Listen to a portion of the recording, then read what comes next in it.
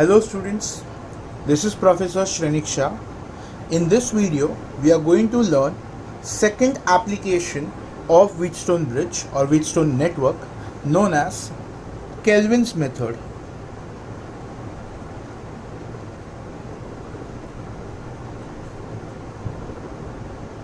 Or also known as equal deflection method.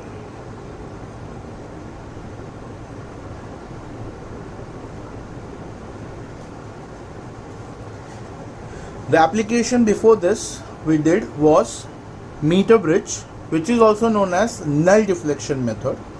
Here it is a bit different from that. Basically over here we have the wire AB,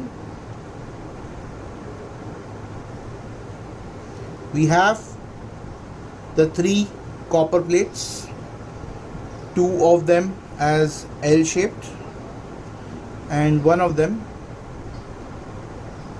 as a horizontal plate, the two gaps and the points of connections. In the meter bridge we connected an unknown resistance over here and a known rheostat resistance over here, then a wire, a galvanometer and a jockey at this point, correct? Here in this Kelvin's method we are going to connect an unknown resistance over here, which is in the form of galvanometer itself.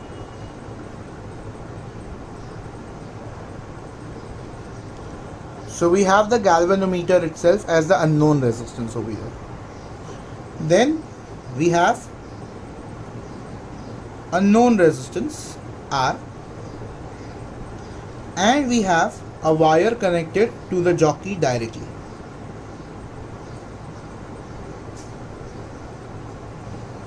So basically, if you can understand, the difference over here is there is no galvanometer over here. Instead, that galvanometer itself is the unknown resistance now.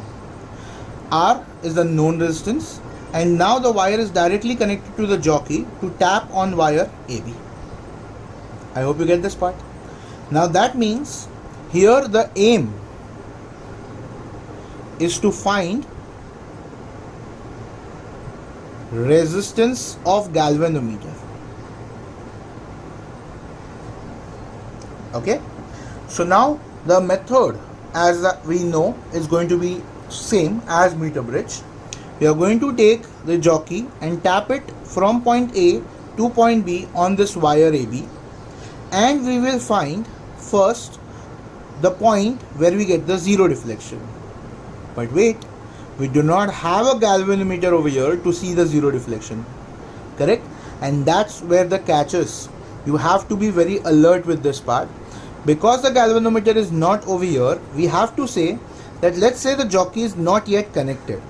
Can I say it means this is one branch of the circuit and this is another branch of the circuit connected to a common EMF, key and a rheostat, which means they both have common potential difference. So let's say the jockey is not connected. Can I say some current will flow through this branch and some current will flow through this branch? So let's say some current is flowing through this galvanometer and the galvanometer shows, say, a deflection like this.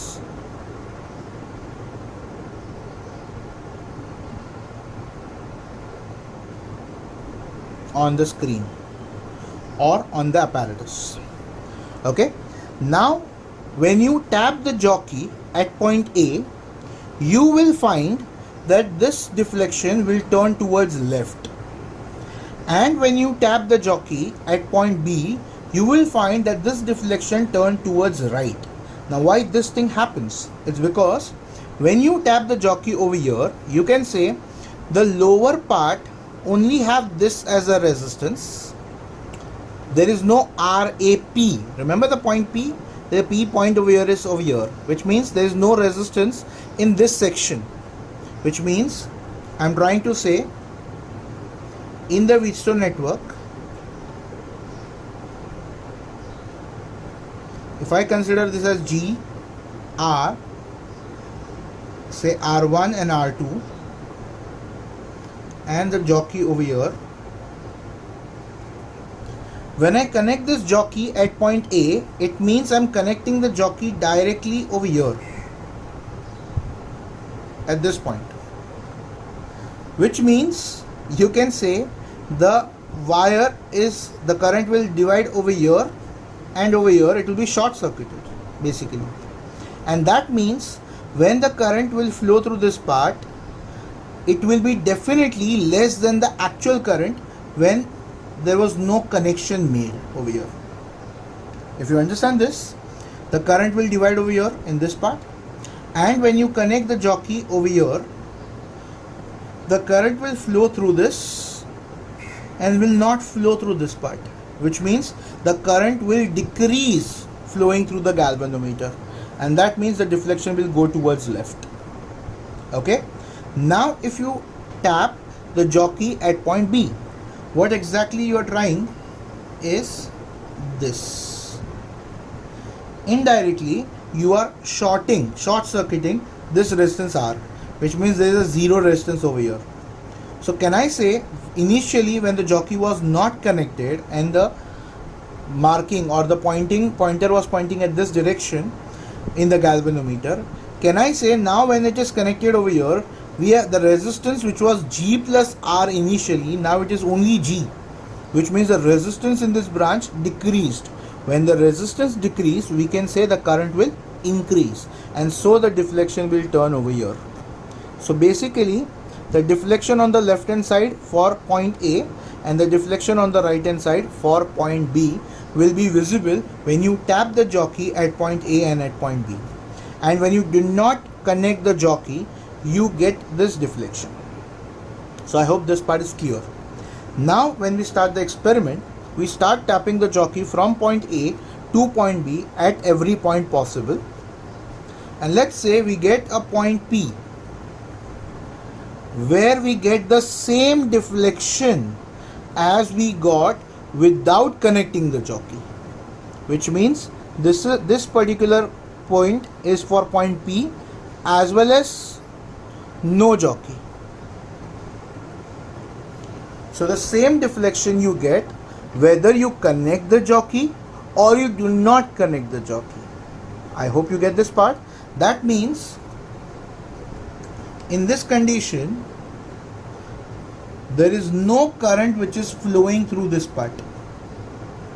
That is the reason galvanometer shows no change in deflection, and so we can say this part is redundant, and this condition becomes a special condition which we call it as a balanced Wheatstone network, for which we can use the ratio of the two resistance on the left hand side of this wire to the equal to the ratio of the two resistance on the right hand side of the two wire, which means G by R1 is equal to R by R2, and therefore G can be written as R into R1 by R2. Now again we can write R as rho L by A, assuming the entire wire made up of the same material and entire wire have uniform thickness, which means the resistivity and the area of cross section is same for both, which gets cancelled, and so we get R into L1 by L2 as the two lengths LAP and length of PB. So can I say if this is L, this is going to be 100 minus L, because the wire AB is of length generally 1 meter, and therefore we can also say G can be written as R into L upon 100 minus L. I hope this is clear, and I hope you understood the two difference between the meter bridge and the Kelvin's method. Thank you very much.